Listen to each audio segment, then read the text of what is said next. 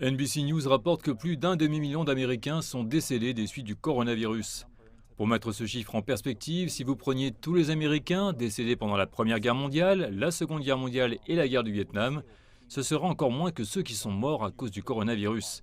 C'est le nombre de morts le plus élevé de la planète. Mais en regardant les taux d'infection quotidiens et le nombre de décès quotidiens, ils sont loin des records observés dans les jours les plus sombres de l'hiver. Et les experts espèrent qu'avec un nombre toujours croissant de vaccinés, cette tendance est établie pour continuer à descendre.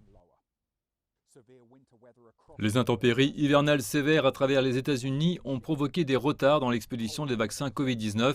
Le temps froid a fermé les glissières de vaccins et ralenti leur transport.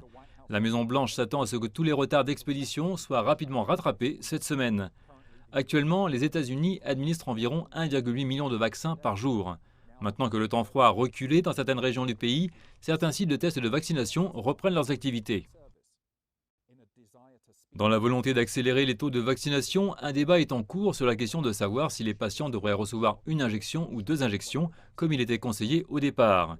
Une étude montre que ceux qui avaient déjà le coronavirus n'ont peut-être besoin que d'une seule injection, suffisante pour stimuler les anticorps et détruire le virus.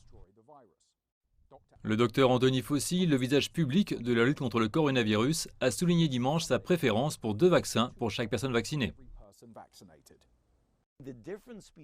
La différence entre le niveau d'anticorps après une dose contre 2 doses est environ 10 fois plus élevée. C'est vraiment important car lorsque vous avez ce degré plus élevé à une seule dose, c'est le coussin que vous aimeriez avoir lorsque vous obtenez un variant contre lequel il n'est pas ou bien protégé.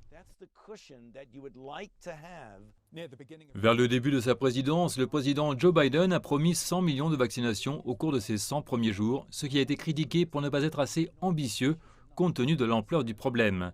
Il semble maintenant que cet objectif puisse être facilement dépassé.